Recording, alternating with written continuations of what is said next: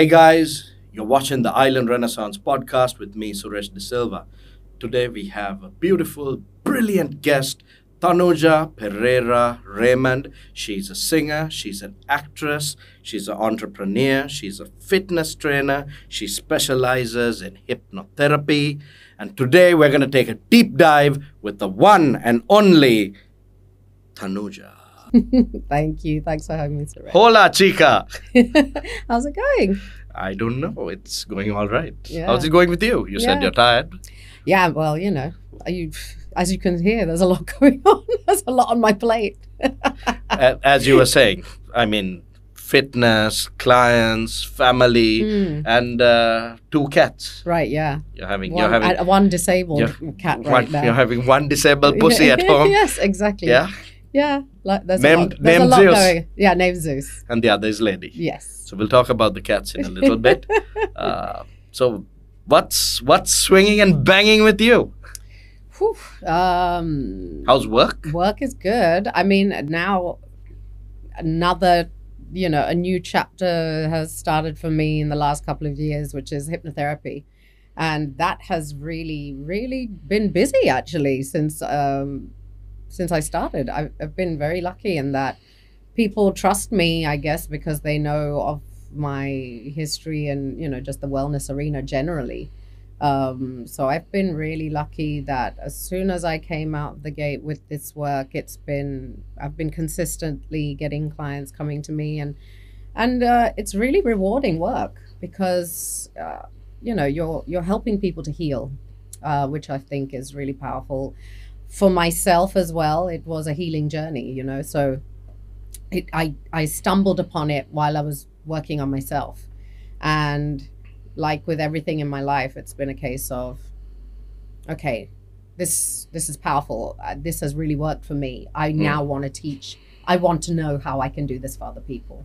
So as soon as I discovered hypnotherapy and I just saw that it was something that gives people this kind of immediate results, I was like, okay, I want to know how to do this. So you're talking about therapeutic hypnosis, right? So could you explain to our viewers what that is exactly? Because even me, I just know it on a base level. Yeah, people have this idea of hypnosis generally as just being stage hypnosis, right? We see these ridiculous things of, they'll get somebody up on a stage and they'll tell them, okay, when you hear this, bang, you're going to start clucking like a chicken or barking like a dog. And, those things, what they do when they have these stage hypnosis shows is 10% of the population are highly hypnotizable, right? So what they do is before they put on these shows, it's premeditated as well. Yes, they will do some sort of survey within the audience to find out who the 10% are. And those are the people they will take up to stage to do this stuff on. So I think when even for myself, when I first started, when I first heard about hypnotherapy, I thought, oh, what is that weird thing that they get people to do is mind control and all this kind of stuff. Like the mentalist sort of stuff. Yeah. And then I was like, when I actually did it for myself, I realized that it was actually, you're doing therapy. You're doing therapy under hypnosis. So you're going straight into subconscious mind. You're not dealing with the conscious, because we all have an idea of what's wrong with us and for what reason. But when you go into the subconscious mind, this is kind of like the vault of all memories. It holds every experience you've ever been through in your life. So your mind takes you to the reason of why you have whatever issue it is. Maybe you're somebody who's scared of intimacy. Maybe you are somebody who, I don't know, has a fear of cats, or, drinks a lot, or whatever it is. You find out by going into the subconscious mind, and by changing the way you feel about it with the subconscious mind, you can then change how you act upon it in your conscious life. How did you stumble upon this? Because when I became a mom, it also coincided with COVID. Right. And it was like a massive shift in my identity. Even though I had longed to be a mom for so long, becoming a mom, it was like frightening. I had always been this kind of free spirit. And I had been a singer, and I'd been doing this and doing that and doing all of this stuff. And becoming a mom and COVID hitting at the same time, suddenly a lot of these things were taken away from me, and it was just me and this baby. Right. And it was a huge shift in my identity. and one that I struggled with. I think I had baby blues after having my daughter. And is it as they call postpartum, or it's not exactly that? No, well, postnatal depression. Okay. So I don't think, it wasn't a severe case, and I know people who've suffered with it quite badly, but I certainly did struggle in those first few months after having my daughter. And after that, being in lockdowns and things like that, just stuck in the house all the time, with the stresses of being a new mom, I just found that I'd always been a person who enjoyed a drink, but it became habitual. Was just drinking, every day, a few glasses of wine a day. And it was like, okay, I don't want to be this. I don't want to be this person. And I tried, a few different things, and it wasn't working for me. And then I discovered a hypnotherapist in this country, and I thought, you know what, I'm just going to give it a go. All right. And when I did that, and I was able to break out of that cycle, I discovered the reasons as to why I was somebody who had, always turned to drinking as a coping mechanism throughout my life, not just with this. It became more kind of under a microscope when it was during that time of COVID, because you were stuck in the house and it was like there was no escape, right? We were locked in our houses for months on end in this country. Yeah. But I discovered that actually drinking was something I'd always gone to as a coping mechanism throughout my life. I discovered why. To this absolutely. Yeah. And I think, becoming a mom as well, I realized that this is not who I want. This is not the mother I want to be. This is not the person I want to be. And I used hypnotherapy to change that. And now I help many other people to kind of, work through their, whatever it is, blocks or issues that they're dealing with. So do you and 𝐏𝐸𝐸 both practice hypnotherapy? No, it's just me. 𝐏𝐸𝐸 is actually a person that, oh my gosh, I have never seen anyone like him with hypnosis, because he is somebody. Now, when I take somebody into hypnosis, I can usually converse like we are now. I can actually speak to them and get answers out of them. But 𝐏𝐸𝐸 goes so deep that he can't converse. So but he can take suggestions. So if I tell him, because he said he had this thing with prawns, right? We had one of our ladies had made prawns for him one day. He got bad food poisoning, and after that was fully had a phobia with prawns, but loved prawns. So he's like, I really want to eat prawns, man. I can't believe she did this to me. It was like a real So he's doing this under hypnosis. So he did hypnosis with me. And even though he couldn't converse with me or anything, I told him, you love prawns. Like, you've always enjoyed eating prawns, so you're going to go back to eating prawns. It's fine. Right. You're okay. This was a one-off situation, and boom, he came out of it and started eating prawns again. So he was happy. He's back to being a prawn lover. So this is very important for all you seafood and prawn lovers out there. If you developed a crab or a prawn or a lobster phobia, it is fixable. In your life's journey, is your go-to. But jokes aside, I've never been under hypnosis. So I would also think, and I'm not just saying this because you're on the show, I'm very uncomfortable letting go of control. Wavering, yes. Right. Yeah, that's one thing. I could have told you that. Yeah. And how do I say this? Like maybe swerving completely into like a new realm that I'm not accustomed to, right? So, but I actually was thinking about you the other day, and I think you would actually go into hypnosis very easily. You'd be very suggestible because you're a creative, number one. Creative people are naturally more suggestible, right? Because we are more porous. We take on we are inspired by everything, right? Right. That's how we operate. That's how creatives are. So if you give a creative bad suggestion, they're going to take it. If you give them good suggestions, they're going to take it. They take everything. All right. And also, one thing I noticed about you when you perform is you roll your eyes up. And that's what you do in hypnosis, right? When I tell my clients, when I'm taking them into hypnosis, I get them to look up here. I get them to look right up here, and I tell them to breathe, and I tell them to close their eyes down. You do that eye roll thing like this. I've seen you. You almost take yourself into trance when you perform. Yeah. Which is something I noticed about you. So actually, you're somebody that I thought, this was when I was doing my training and I watched you doing some live gigs. I thought, he actually takes himself into a trance state when he's a good lab rat. Yes, I must use him for my experiments. No, but it just occurred to me when I was watching you perform that actually you take yourself into a trance state when you perform. I trust you with this. This is something, I mean, sometime I would like to go under hypnosedation. Let's do it. Let's do a podcast on it. A separate podcast. Yeah. Let's just get random people and hypnotize. Yeah, we'll hypnotize them. See what comes out. Right. But a series of things that you spoke about. So let's revert back to COVID. But before we talk about COVID and lockdown, because that was a huge transitional and transformational phase for me as well. I think for many people. But I think there's a lot of good, there's a lot of bad. There is. That came out of it. But funnily enough, I'm one of those people who came out of COVID and out of the lockdown thing. I mean, during that whole phase, I was kind of like Robinson Crusoe, just by myself, like fully, completely sober, with just the whole bunch of cats and dogs at that respective place that I was. But we'll come back to that. What I want to talk to you about is, do you remember the first time we met?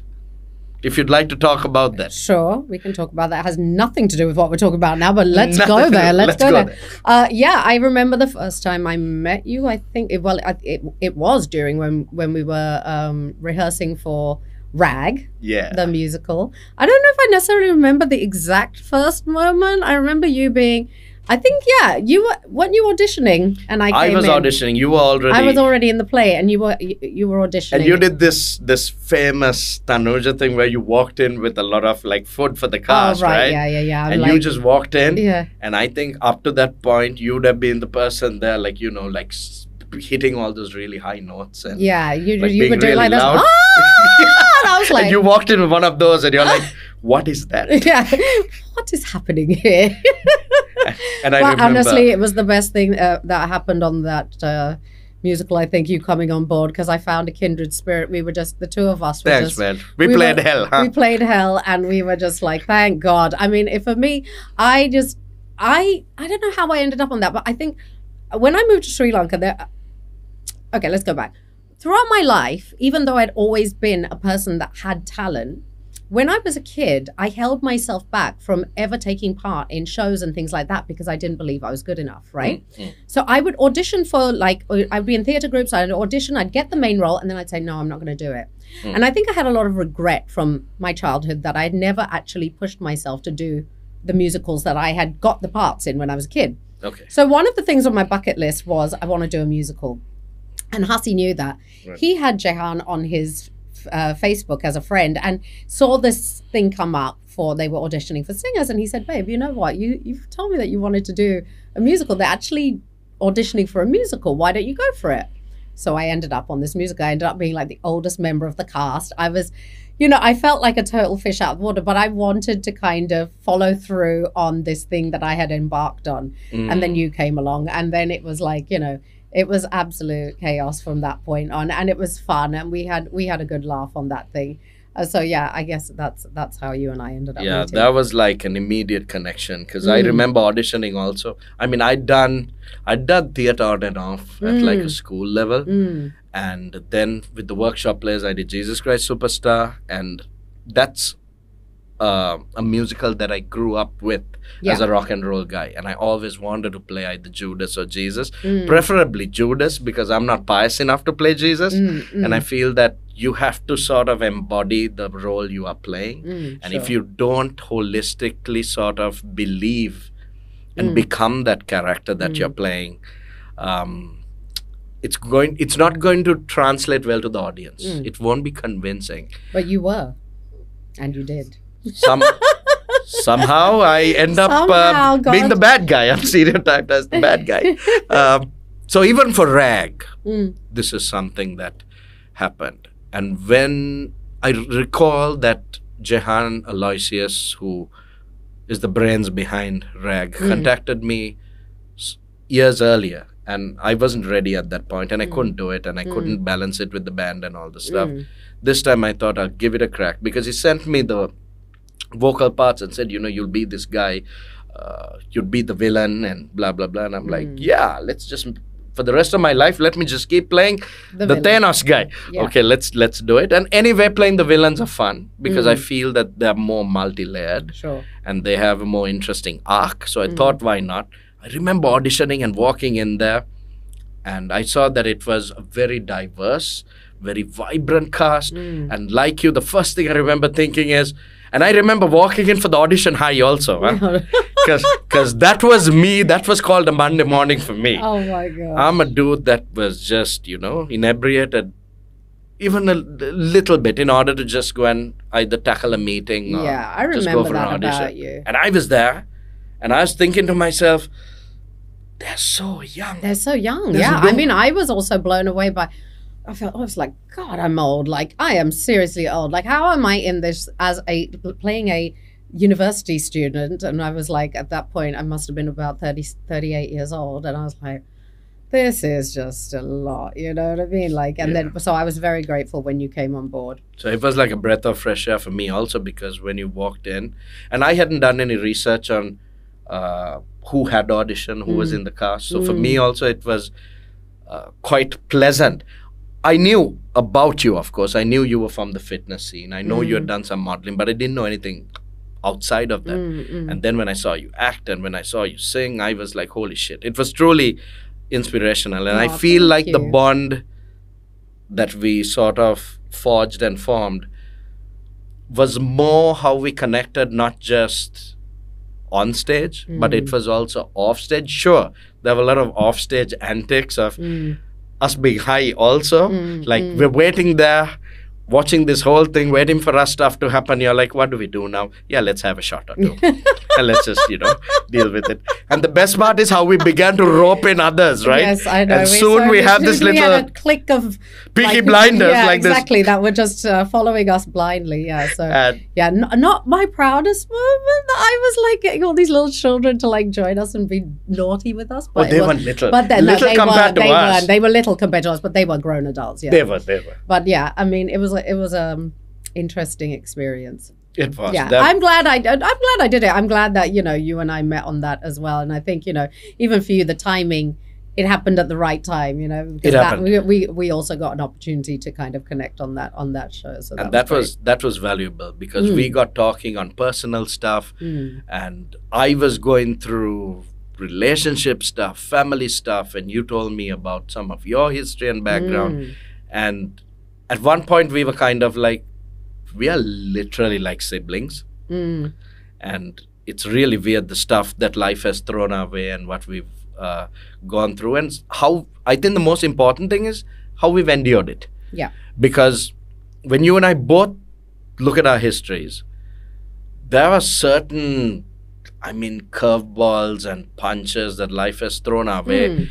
I'm telling you, man, honestly, and I'm sure you agree, that when I look back at my 20s maybe, particularly the late 20s, I should not be here. I would have either OD'd, or I could have taken so many paths that would have just spiraled out of control. Absolutely. Right? So I wanted to tie that up to what you said about us developing not necessarily triggers, but conscientiously how we develop certain habits, and we get used to these habits, and we believe that we are in control. You're a very dominant personality. I'm also a very dominant personality. And being high, being intoxicated or inebriated was something that became part and parcel in my life for the longest time. Same. More than anything because, well, it's easy when you've been thrown into sort of the limelight and you're in the entertainment industry, the entertainment threshold when you're 15, 16. Right. We started Stigmata as school kids. So we were playing the clubs and pub scene when we were 14, 15.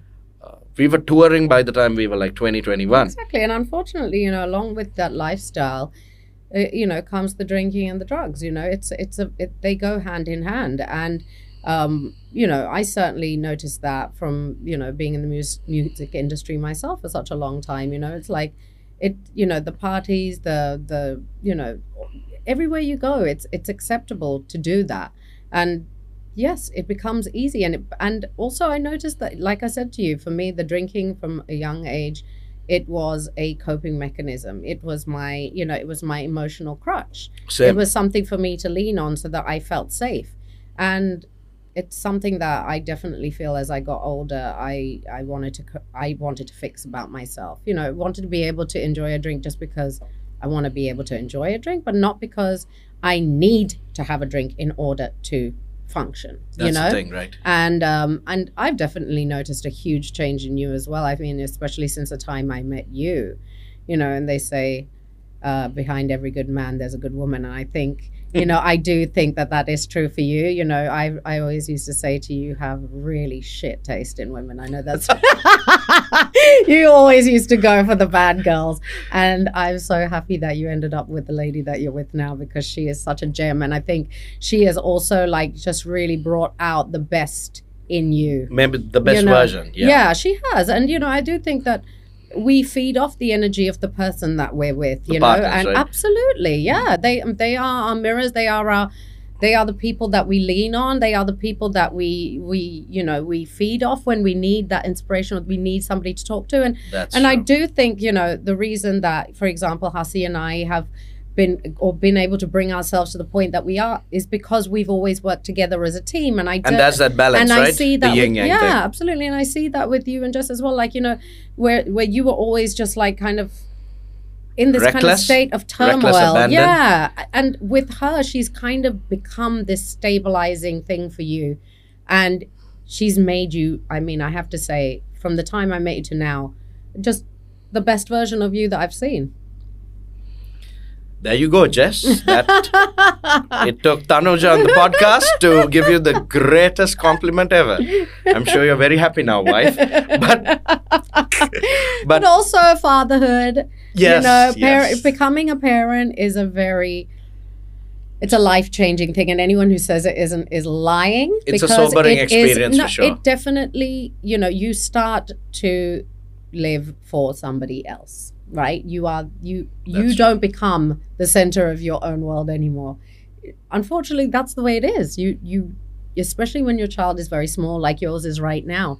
It's all about them, you know. It's about their needs. What do they need? You know, eyes in the back of your head constantly, you know, and wanting to make sure that that child has been given everything that maybe you didn't have, you know, all the experiences, all the love, all the care, all the, you know, just everything that you went through, that you lacked in your life. I think for people like us that we didn't have, we want to give to our kids. And I know for me, it's with Luna, it's like I just want her to feel loved all day, every day. Know I love her, know I care about her, and give her the attention, happiness, the attention. Focus. Yeah, and that's hard sometimes. I'm not going to lie, because obviously being so busy with my work, you know, I'm not going to say that I'm the perfect mom. I'm not. You know what I mean? I know that there's times when she really wants me there and I'm not able to be there because I've got work commitments, and that's hard. But whenever I can be with her, I'm fully focused on her, you know?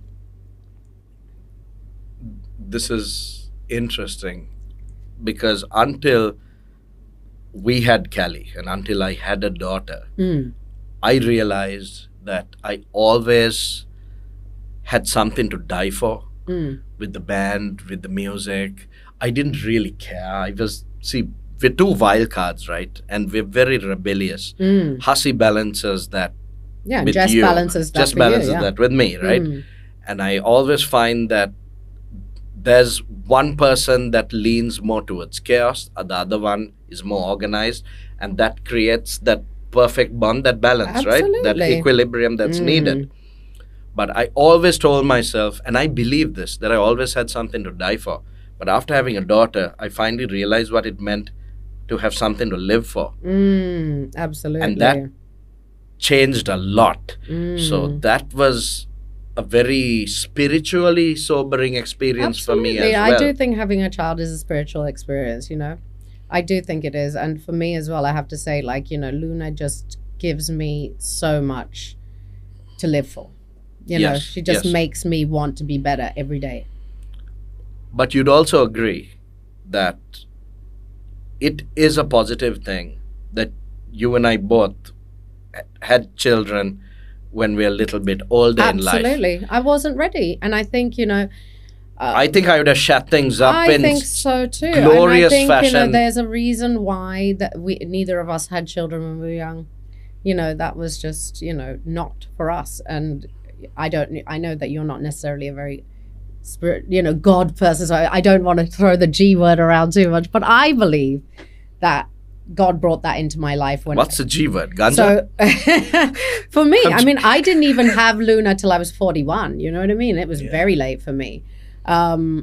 Would I have liked to have had her a little bit earlier? Probably, because I would have liked for her to have had a sibling. And if that is on the cards for me, I don't know anymore. But I definitely feel like I am right now the best version of me. Right. And now is when I was ready to be a mom. Because we are equipped with our life experiences and skill sets and knowledge. I also, I danced on the tables. I swung from the chandeliers. I was the epitome of the bad girl when I was younger. I got that out of my system.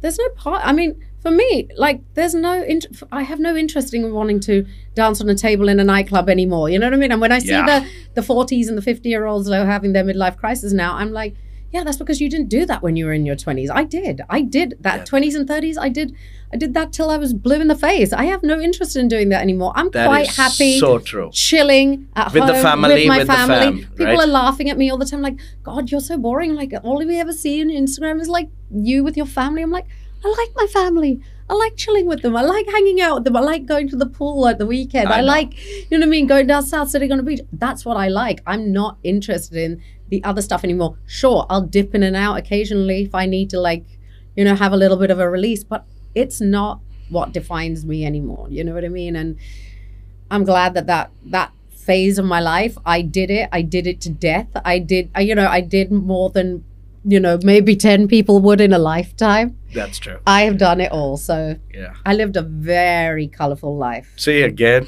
I'm a dude that's really shouldn't be here. As a band, we've partied with the cabin crew on planes. Sure.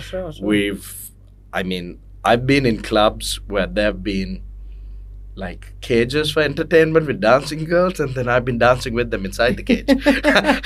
So I think I have a memory once of being in Miami, and there was some sort of twerk show going on, and I think I also ended up on the stage. I just remember one of my friends running onto the stage and just throwing me over his shoulder and running off before I made an absolute fool of myself in front of a very large group of people. So yeah, been there, done that. But see, those are the important life lessons along a life arc, right? Sure. Like you said, there are a lot of people in the younger generations who live life vicariously, not through experience. No, absolutely. So I feel like the whole of the generation that comes below us, they really don't know how to connect on a human level.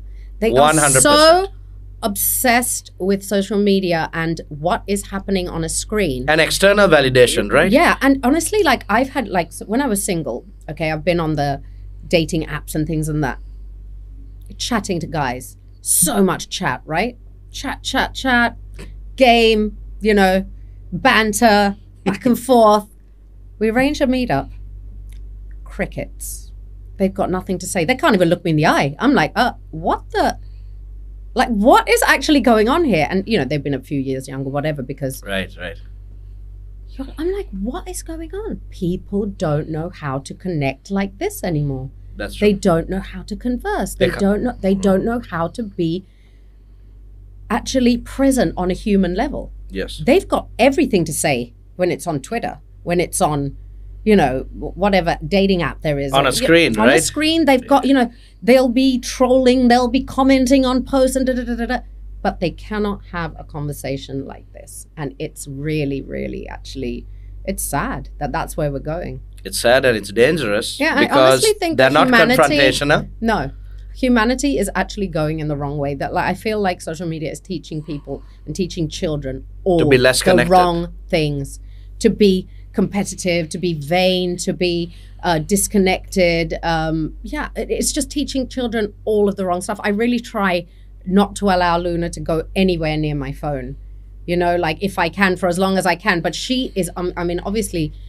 She's a kid, and when she sees me on it, she's like, so I'm really having to check myself all the time, because I'm telling you, I honestly feel like Sorry to say it, guys, but social media is going to be the downfall of this whole interesting. Generation. You should say this. Even Jess and I, we've become more mindful that even if we are on our phones or we're on our laptops and we're working, even our office space, which is the spa in Colombo 3, we've converted the office.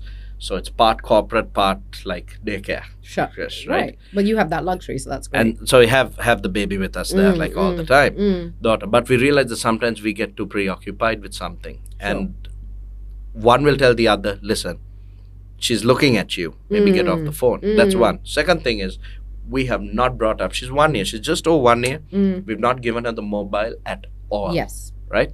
She will have books, she will have toys. Sometimes she's inquisitive with adult stuff, like she'll come up to us and she has her own baby language that she uses. She's going through that phase now where she's calling everyone Dada and everything Dada. Yeah. So she looks at the moon, she's saying Dada. We go to a restaurant, she calls a waiter Dada, and that dude is like, that the D sound is actually the first kind of sound that kids can make. So that is the first thing. Even with Hussy was over the moon. That Dada was the first thing that came out of her mouth, and not Mama. Same. So she said Dada to everyone, and then she calls Jess Baba. Oh right, okay. Right.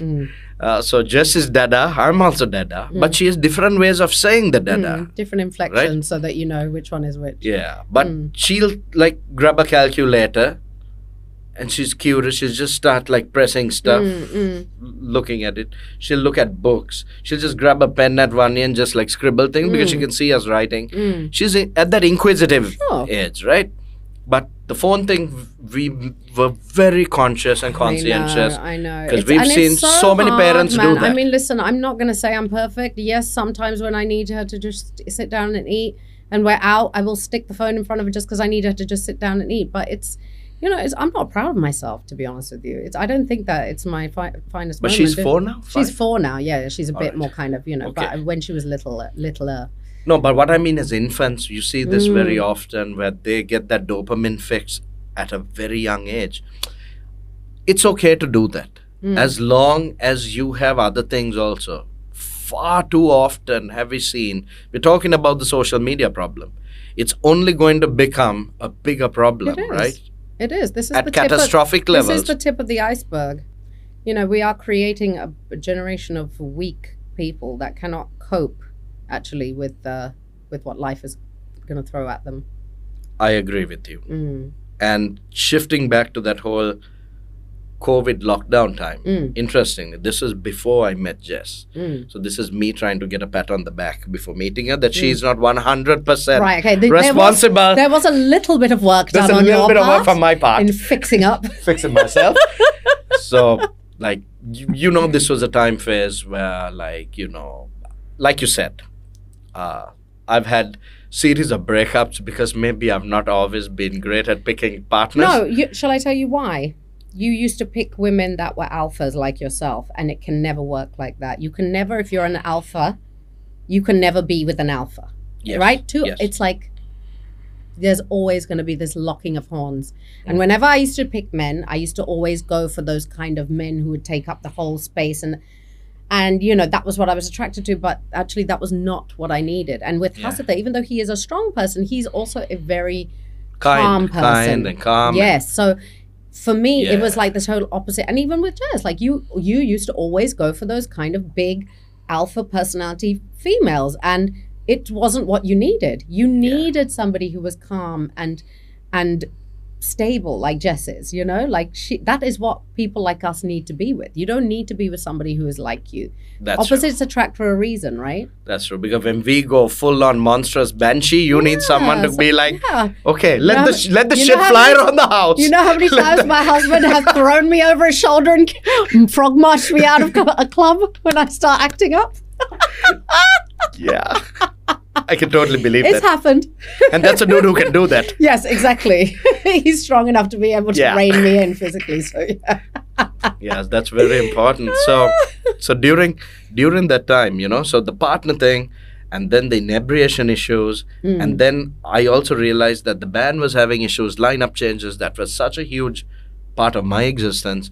Then I lost my mom at that point, and that was where I began to realize that I really had no self-worth, not self-love in the egoistical way that people talk, but I had failed to identify that my level of self-conceit was compounded with a very high degree of self-destruction. And well, yeah, I mean, self-sabotaging behavior, and even, you know, when anyone has addictions, any addiction usually is because people lack self-worth and they don't believe that they're enough. And so they push that feeling down with whatever it is: food, alcohol, drugs, porn, whatever it is, whatever your thing is. Right? Because you think it fills the gaps, right? But it doesn't. People that don't feel they're enough, they're trying to fill that void, push it down, push those feelings down of not feeling good enough with whatever it is that is their thing. And yeah, I think absolutely, you know, you probably, even though you had, and this is often the case with people who are show people, right? It's like we are exactly that. It's you're putting on a show, you know, you're the big personality on stage, you know, you're all like, all these people look up to you and they think, oh, wow, I wish I had that confidence. But we know it's bravado. You know what I mean? We know that really a lot of the time is a person who has been through so much and so much hurt. And for us, that is like almost like an escapism, you know? That is true. And yeah. And so that was all taken away right during COVID and lockdown. And I realized that's not there. There's no band rehearsals. I realized I'm all alone. I realized that I was also not economically, financially stable at that point. And that was a point where I had turned away from a job. 17 years I was in advertising. Yes. And I realized I'm going to be a consultant, do my own thing. But then when lockdown happened, a couple of interesting things happened at that time. One thing I did was I gave my bong away. Like something that I've been doing, I'm a dude who used to have bong hits for breakfast. I remember. Right? Just give the bong away to a friend. And I'd never forget the expressions they had. Because they call me Suresh, right? As a moniker of like affection. Suresh, you're giving your bong away? Yeah. I'm like, take the bong, I don't want it. Yeah. And I realized, okay, that's one thing I've given away. Stopped keeping alcohol in the house. I had to stop. And then during lockdown, there's nothing to do other than I realized, okay, I'm going to start working out. I'm going to start research on body-based workouts, calisthenic stuff. Yes. I had a kettlebell at home and a couple of dumbbells, and I thought, it's enough. It's not what I'm used to. Yeah. But let me do this every morning, evening. I also decided I'm going to go with my proverbial tail between my legs to my aunt, my godmother, and say, I've messed up a lot. I've decided to pursue my higher studies. And I knew what she was going to ask. So what is different about it this time? Why should I give you money for you to do this particular course or degree? This is a 2-3 year degree. You say you want to do your master's. You've embarked on different academic pursuits before, but what is different this time? And I said, the difference this time is that I want to do it for me. All this other time, when I got into local university, I was still with the band. I had a lot of problems in life. Life has dealt me a pretty shitty hand, like losing my dad when I was 10, losing our home when I was 19 or 20, and literally being on the streets with Tenny until Charlie's mom, Naina Karnaratna, Auntie Naina, took us in for a few months, and we were able to find our feet again and our rhythm again. So it was very easy to be self-destructive because, in a sense, I never sought self-validation from other people in that sense. But I needed to keep proving to myself that I could dangle on a precipice, I could be right at the edge and swing back onto my feet. But it became very toxic. I realized I was being toxic to people around me.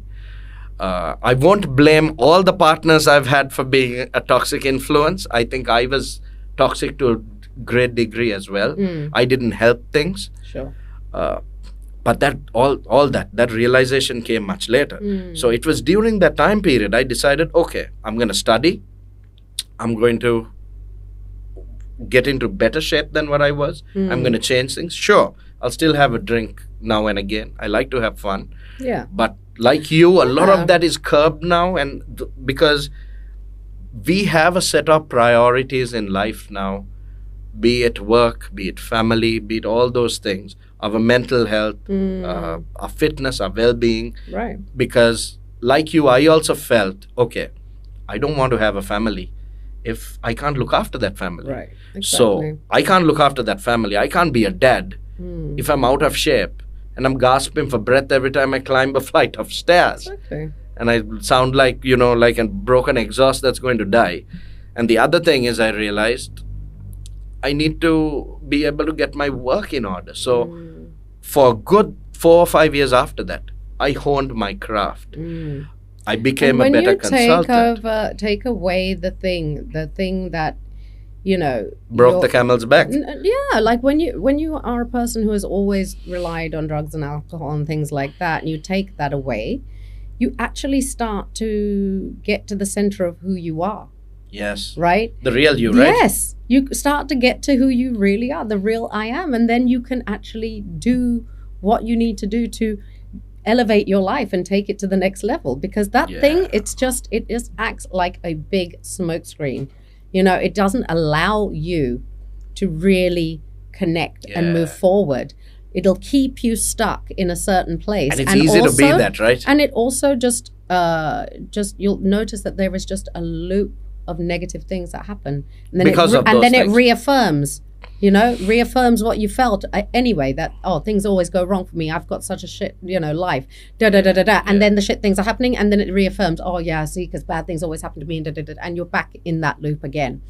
When you take that out of the equation, that is when you can really start to see, okay, now I can actually start to do the work on me that I need to do. Yeah. You know, and I gave Jess a lot of credit, but I do think, you know, you had also got to a place within yourself where you could see the value of a woman like Jess as well. That's true. You know what I mean? And like, because you could see what a good person she was. You know, she wasn't just about the parties and the this and the that and, you know, involved in all of that stuff. She was somebody who, you know, you could connect to, because also you were on that same, without meaning to sound too woo-woo, vibrational frequency, you know?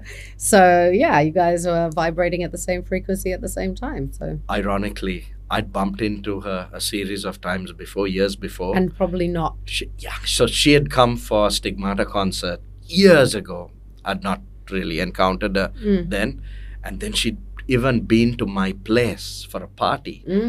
And even then, I'd not really connected. But then I'd gone for some party, some pool party or something with the boys, obviously being high. And allegedly, I'd done this, where I'd gone up to her then husband and told him, your wife is super hot. Oh, my God.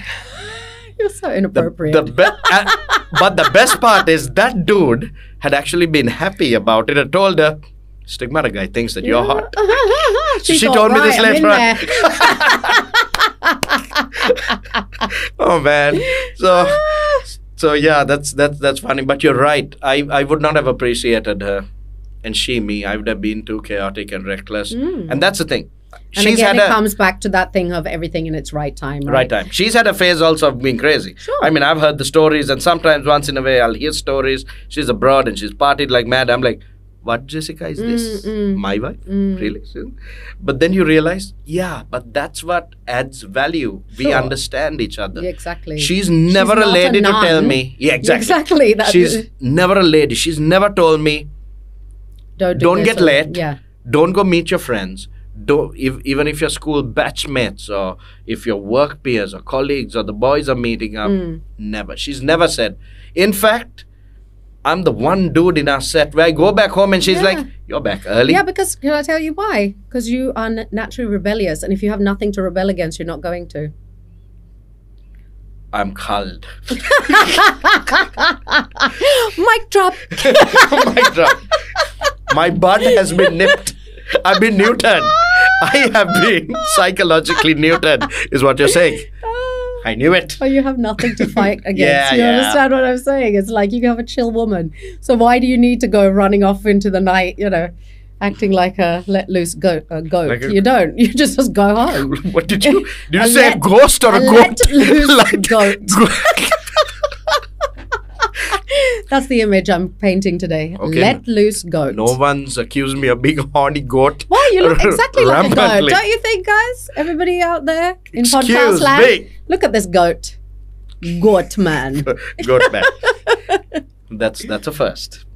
Now I'm gonna have comments saying Goatman after this podcast, right? So what I wanted to say at that time is, I stumbled upon Stoic philosophy, and that was one of the turning points in my life. So the writings of Marcus Aurelius, Seneca, Epictetus. I dived more into Socrates, Aristotle, Plato, but then I also began to love stuff by psychoanalysts and psychologists. Stuff like, Friedrich Nietzsche, who was a bit more nihilist. He leaned towards nihilism, but then guys like Carl Jung and Sigmund Freud. And Carl Jung is a huge inspiration of mine. And when that happened, I was able to sort of... So the reason I'm talking about this is how you realize that there were certain habits and certain things that you had to change. I didn't have anyone, or I didn't know of anyone. So I had to do a self-analysis. And that self-analysis was hard because like a snake shed skin. I had to sort of come face to face. You know, I think it was Nietzsche who said, if you stare at the abyss stares back at you. And I stared at the abyss so much that I think I was embracing and hugging and kissing that thing. To the point where the abyss was like, please, leave me alone. Away, man. I've had enough of you. But also, you know, like not being inebriated, and being in that time of COVID, being sober. Yeah. You had to sit with those feelings. Yeah. Right? The feelings that you've been pushing down your whole life with the alcohol, with the drugs, with the whatever. You had to sit with those feelings and feel them for the first time. That's true. You know, and when you sit with those things in a sober state, actually they pass. You know, what we did with our whole life is we were like pushing it down. It's never going to go down. It's always going to pop back up. But when you just sit with it, actually, once you sit with it and you understand what it is and you feel those feelings, you feel them till they don't hurt anymore. They don't, you don't feel them anymore. And then you can actually move forward. But this is where you and I went wrong for many, many years. We tried to push it down, thinking, oh, push it down with this, with that, with... And then it explodes, right? And then it culminates, it explodes. Exactly, because and then those it's ugly things for everyone are around. never going to go away until you sit with them. And face you it. did that during COVID. I think I did that a little bit after I faced had the my monster daughter. in me and the horny goat. Not the let loose one, though. So it's a bipolar goat. It's a goat with split personality, as it were.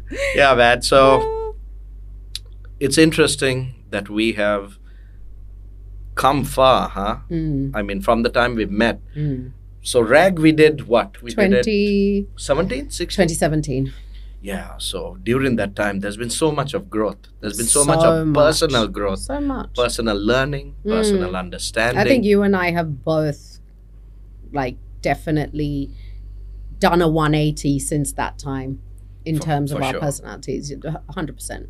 You know, but obviously we can still connect to one another because, as I said, kindred spirits, we understand each other's at a core level. But I do think that we've both at the same time kind of gone on our own journeys of, you know, of self-growth. Yeah, 100%. So that's been important. Or like I said, I don't know where we would have like potentially ended up. Exactly. So we owe our families that, we owe our daughters that, sure. We owe our work that. So I want to talk to you about two things. We'll do it really quickly. Sure. One thing is, you are renowned for being a fitness trainer. And this was one thing, even before the interview, you're like, come on, let's not talk about fitness because let's talk about something else. I've been talking about fitness for so many years, but I know. Let's talk about it. But no, so let's just touch upon something that people don't realize or understand. People go to trainers who are not equipped or experienced or knowledgeable enough to handle the people that they train.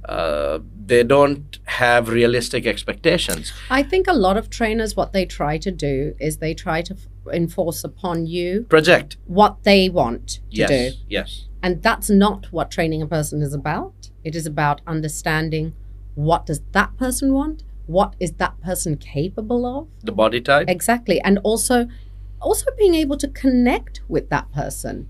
Because I have had clients who have been with me for years, and it's not because I'm just this fantastic trainer that's turned them into like some sort of Adonis. It's because when they come to me, it's not just that they're working out, but we connect on a personal level. We chat where I'm not just making them do things that I think that they should do. Right. You know, I'm making them, you know, improve. And if I can see that something's not working for them, I'll adapt it. You know, like for me, especially the personal training, it's not just about doing things with people because that's what you want to do. Training is, you know, it changes as you age, especially for women. Right now, so the majority of people that I train happen to be women like myself, you know, in their 40s, but I do also train women in their 20s and so on. And I can see the difference, you know, and even in myself, where I would have been pounding my body a lot harder when I was younger, as I have got older, I realized that training for me now is about longevity. I'm not trying to hack myself and, you know, beat myself up to the point that I'm going to bust my knees or ruin some part of myself that then doesn't allow me to train anymore. You know, as we age, our hormones change, you know, all of these things for women that we go through. So for me, it's like with the women that I train, I'm not trying to kill them. I'm trying to give them strength, build muscle, help them to work through menopause and perimenopause, which many of them are going through, including myself. And it's a, you know, it's a different ball game, Right. you know, because there are so many crazy symptoms that women in their 40s and 50s are going through with this curveball that gets thrown at us at this time of our life, you know. Right. So, But you have male clients also. Or does Hussey take the male clients? I do tend to give him more of the male clients because I think with whoever you're training with, they should be an aspiration for you, right? Like, so for Hussey, like guys, when they see him, they're like, oh yeah, I want to be pumped. And yes, I can train them, but I'm also like, you go to Hussey, let him like, you know, do that stuff with you. All right.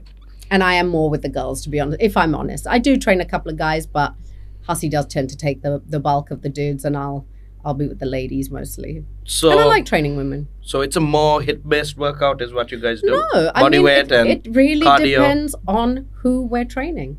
I like to do a mixture of stuff. I've always believed that, you know, health is not just about lifting. Yes. For me, health is about 4 things. It's about, yes, being fit. It's about mobility. Yeah. Right? It's about being pain-free. Yes. And for most of the people that I see, they sit in front of a desk and they're physically screwed. Like they've got pains in all kinds of areas. You know, dudes in their 20s complain. Yes, I know, because I go into office spaces and I can see how messed up people's bodies are from sitting at a desk for 8 hours a day. I can see the guy behind the camera, they're just doing a little shift like, yeah, man. I totally relate. Now, mobility is extremely important. Mobility is huge. Fit, nutrition. Nutrition. Nutrition. What are you fueling yourself with? That's true. Are you living on bloody fish rolls? Because in this country, are you living on malupangs? Are you living on kottus? Are you living on Macca's, yeah, nonsense food? Coca-Cola. Yeah, nutrition, and then finally mental health. Yeah. If you don't have all of these 4 things covered, it really doesn't matter how many kgs you're deadlifting or how many burpees you can do. You'll burn out at some point. Exactly. It's about looking after all of those. I like to look at health like a holistic, all-round thing. Which is balance, right? That's why I do yoga. That's why I have a meal company. That's why I work with people's minds. That's why I, you know, do the fitness thing. It's not just about one thing for me. It's about all of those different facets that make up the whole. Because all of those facets, finally, what we encompass and embosom is what makes us well-rounded human beings. Right, it's about because balance. if we take human beings from the ancient times, right, they were well-balanced. The ancient Greeks, the Romans, the Persians, the Egyptians, right, even the Mayans, right, the Mycenaeans, because they did a lot of physical activity. Yes. But like you and I were discussing about like Chinese traditions, Japanese history, they were not only fit, they were also mentally very, very healthy, right? That's something that's lacking today. They greatly. also understood the connection of mind-body. Mind-body connection. Mind-body is a huge thing, right? Right. And anybody who says that there's no connection between the mind and the body doesn't know what they're talking Doesn't know about. what they're because talking about. even the smallest thing like, you know, an erection shows you how your mind can create a physical reaction in your body, right? Yeah. By simply a visual stimulus or a whatever. Or not being able to control it. Right. So that shows you how much the mind and the body are connected. That is very So true. even with actually my hypnotherapy work, I work with people with physical illnesses. I work with correcting physical illness through hypnotherapy.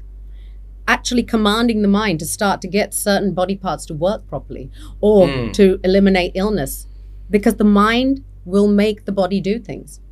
So I've always noticed this, that over here you have dudes that focus on hypertrophy so much that they're so bulked up, but they can't climb 4 flights of stairs. They'll be panting and dying. And they can't move.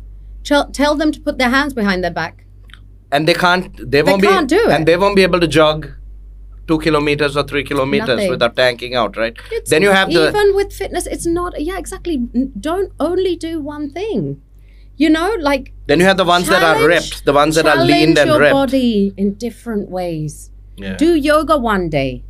Do some, sort of high-intensity workout. Do weights. Do all of that stuff. True. Like all of those things have benefits for your body. Don't just get yourself fixated in one realm and stay there, because then you're just going to develop in one way. Just one way, and you want to be able to, have flexibility. You so want I'm to be able to have cardiovascular fitness. You want to be able to have muscle. All of those things are important, but then so is what you're eating. If you're training, but you're finished the gym and your post-workout meal is a bloody kuttu, that's a problem. That is a problem. Or if you're having a Coke and a bloody, or if you're having rice 3 times a day. Another thing is portion, right? Nutrition. Sri Lankans eat wrong. And when I tell you the amount of people that I go into offices to do these like kind of corporate things, and they're so sleepy. I'm like, what are you eating? Rice 3 times a day. 3 times a day. And have you seen how they serve the rice? Because I'm not used to eating that. But if I eat rice, let's say, hour of the time, I have a little bit of curry butter, whatever. Man, I am knocked out within 2 minutes. You can't wake me for anything. I'm knocked out because the insulin spike is so great. And if you are, why do you think we have so many diabetics in this country? Not just because South Asians are predisposed to diabetes, but because our diet is basically diabetes on a plate. It is diabetes on a plate. You're That's absolutely right. Look at the portions of rice. A rice and curry. Now, with my meal company, we do a healthy rice and curry, right? Your box, it's going to be a portion of red rice the size of my fist. And then you've got like 5 other vegetables and some meat. You look at a Sri Lankan traditional rice and curry, you buy it at one of these places. It's a mountain of rice with a drizzle of the curries on the side. No, it's all completely wrong. Sri Lankan food is not unhealthy, but we focus too much on carbohydrates. We live in a country where vegetables, fruits are in abundance. Yeah. And we're not focusing on that. We're focused on carbs, carbs, carbs, sugar, sugar, sugar. We're a nation of sugar, we're sugar hoarders. I mean, we love sugar in this country. It's crazy. Like 4 o'clock, you go into any office and it's like the shorties, the tiffin, the tea, coffee, the coffee. The tea and the coffee is laced with like 3 sugars in it. When clients come to me and they want to lose weight, I ask them, how many teas and coffees do you drink a day? And they're like, 2, 3. All right. How many sugars do you have in each one? 2, 3. All right. That's 6 to 9 sugars a day in just tea and coffee. Times that by 7 for a week. Times that by 4 for a month. Yeah. It's usually about 140 teaspoons of sugar in just that. Take that out of the equation and watch how much weight you lose. That's the first thing I get them to do. And when they lose that weight and they realize that what I'm talking about is real, it's true. They're like, shit. Okay, now I'm understanding why sugar is the culprit. Sugar is the culprit. There's no point working out, right? If you don't balance it out. If you're putting in more calories than you're burning. Themselves. I see people who kill themselves in the gym. They'll do the training with us. They'll go and they'll do training somewhere else. They're training. And they're not losing weight. And then load up on the calories. Because they're eating and eating. Calorie surplus, calorie deficit, right? They have no understanding of it. And eating the wrong stuff in huge quantities. You know, I read this thing that one slice of white bread is the equivalent of 4 or 5 teaspoons of sugar. One slice. Yeah. And you have peeps in this country who need a loaf of bread for one meal. Yes. Right? Look at the Sri Lankan body. Just look at the body on men. Thin arms, thin legs, huge distended stomachs. Why do you think that is? Even the women. Thin arms, thin legs, huge distended stomachs. Sugar. That's where it sits. That's true. Men walking around looking like they're 9 months pregnant. Sugar. This is true. It is. How? I know. That is the reason. And it's not some bizarre coincidence. No, it's the truth. That we eat this much carbs and sugar and our men look like they're pregnant. It is because of the diet. This is true. It's true. Because our lifestyles aren't oriented anyway towards burning the calories that we take in. Right.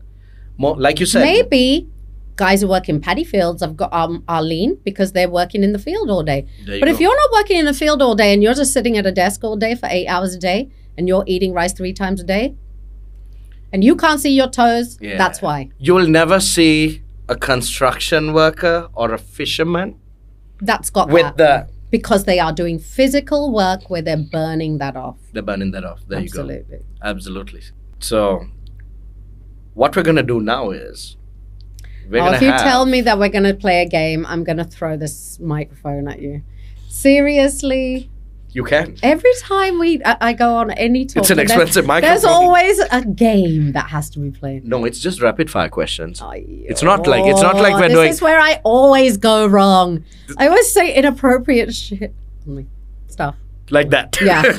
That's fine. We can say shit. Okay. That's fine. All right.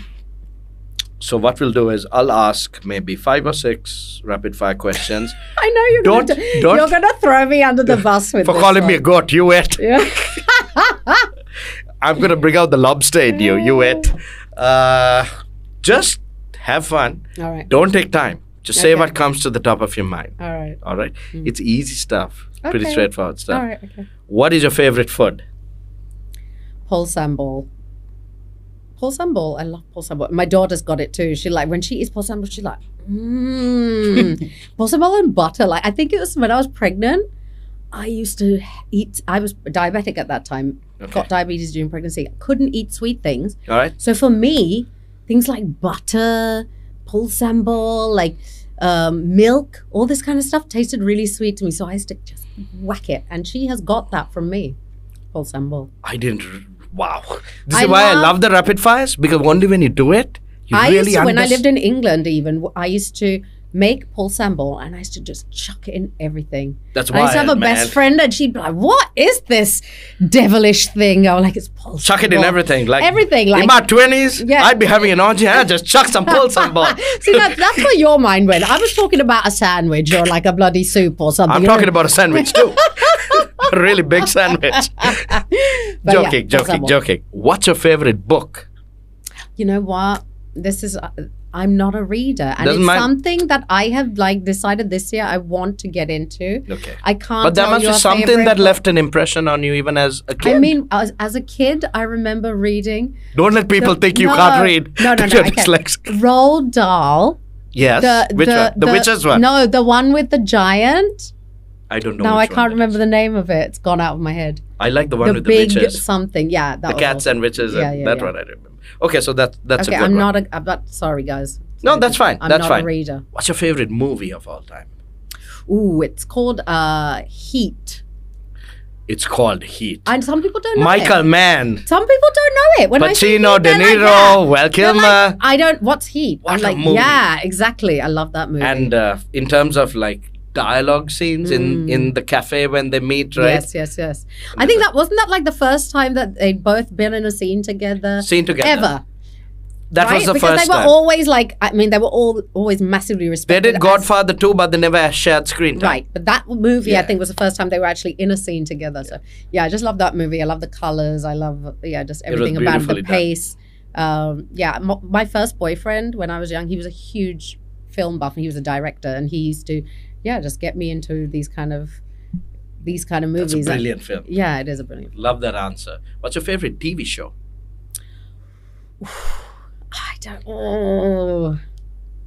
You know what? It's going to sound silly, but I loved Entourage, man. I freaking love Entourage. I can go back to it over and over again. It's so, just always makes me feel good when I watch that thing. You know, everyone has that kind of thing where it just makes you feel kind of happy. I don't know why. It's an easy watching thing, It's an easy right? watch. And it always just makes you feel good. And just make me laugh. The nonsense that those guys used to get into. And I love Mark Wahlberg anyway. He's the producer on it. Yeah. But it's loosely based on his life. Based on his life, yeah. And so, I've watched Entourage. It's a fun show. It is a fun show. I like It's a fun Entourage. show. What is your go-to album? Your favorite music album of all time? Ooh. It can be a mixed compilation even. It doesn't matter. Or a best of. But I think... I mean, you know what? It's bizarre. Like, I've got a bit of a weird mix of things that I will always go to from... Like, I grew up a hip-hop girl, right? So, like, there are certain hip-hop albums, like, if I listen to Dre 2001, like, the nostalgia that comes back to me of those early years in London, you know, like, listening to that kind of music. But then I also grew up in a home where my mom was, like, massively into, like, Dionne Warwick and Roberta Flack and, you know, Burt Bacharach. And I can, like, if I listen to that music, like, Burt Bacharach, for me, is, like... It's like therapy. I love listening to those old, like, you know, 60s, 70s songs by Burt Bacharach. But you're stuck in a desert island. You can pick one album. What's the one album? Gosh, I don't know. Maybe Fugees. Really? I love that Fugees album. The first one, like it was just such an album that brings back so many memories. One with Ready or Not and stuff, right? Yeah. That one. It was like back in like 96 or something. I just love that album. It just because of the nostalgia. Like for me, music, it reminds me of certain periods of my life. Same. And I definitely can. I have so many like fond memories of that album. Ooh, but also there's a Mary J. Blige album that always brings back lots of beautiful memories as well. So yeah, there's a few. What's your favorite song? The Look of Love. The Look of Love. Dusty Springfield is a Burt Bacharach song. Okay. All right. Sorry. Was not expecting that also. No, but... There's lots, but that's the one that springs to my mind. It's one of those this is why the rapid fires are great, because you'd be quite surprised with guests. The stuff that they end up going to is not what people would expect, right? All right? What is your favorite exercise of all time? There's got to be one. Everyone has one. I do, honestly. Whether jumping rope or boxing or whether it's squatting or... No, it's you love your leg workouts, don't you? I do. I definitely do. I think my favorites have changed over the years.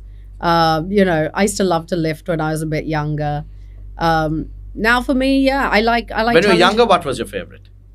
I loved deadlifting when I was younger. But then I also went through periods where I really loved to box, and I really loved to do yoga.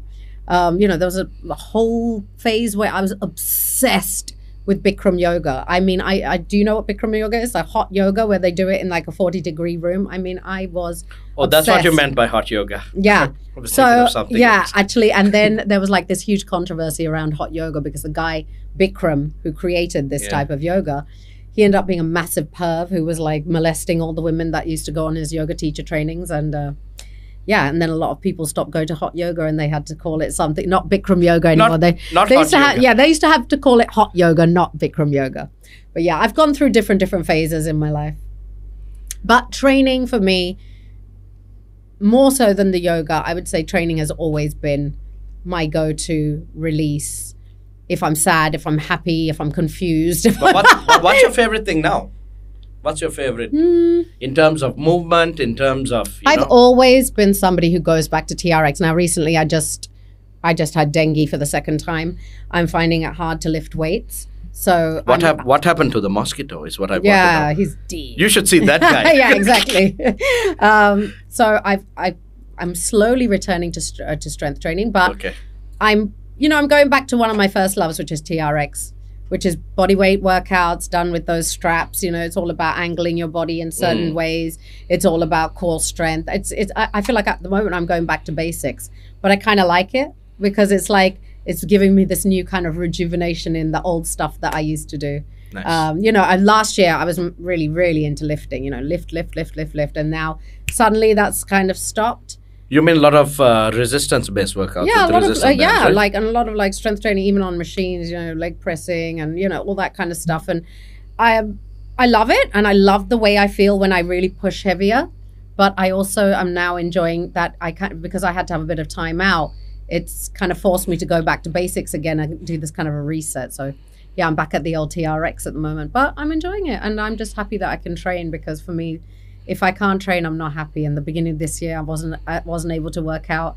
I was not a happy bunny. What's your favorite animation / cartoon growing up? I've never been a cartoon person, but if I could say anything, like what pops into my mind was Thundercats. Yeah. And He-Man. Yeah.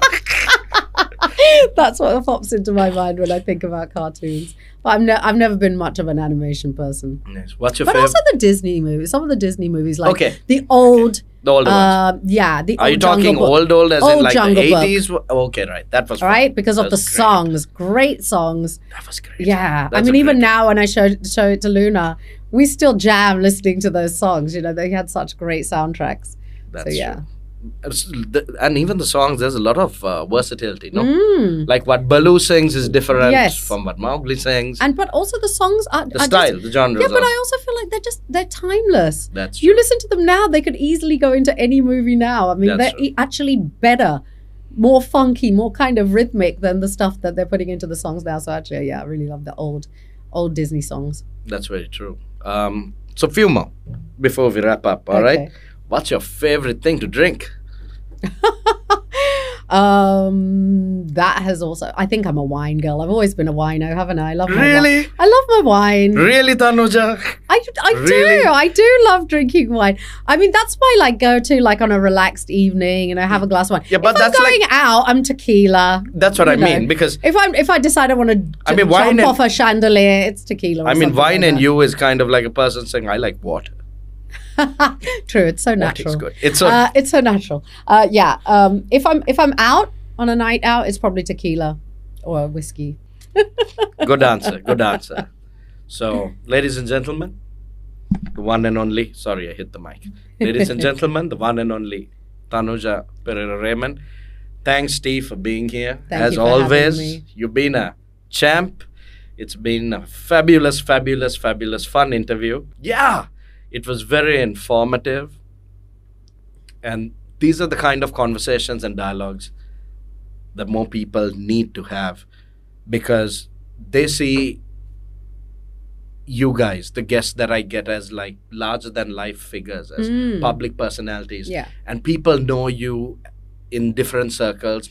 Like me, people identify and associate us with different disciplines. Like there are people who know you as a singer. Right. There are people who know you as this wild girl that used to party back in the day. Then there are people who know you as an actress. Then the people who come to you for fitness know you as a fitness trainer. Then the people who know that you model and do that kind of stuff. So there's a lot of things that you're involved in.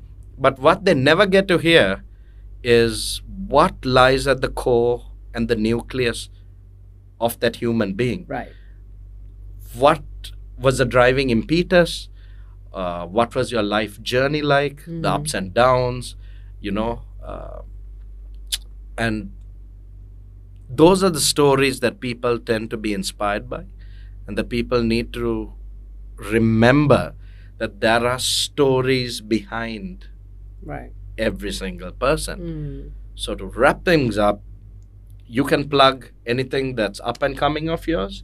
that people should know. Mm-hmm. We also know that you have your own clothing brand that you do with your sister I do, Radhika. yeah.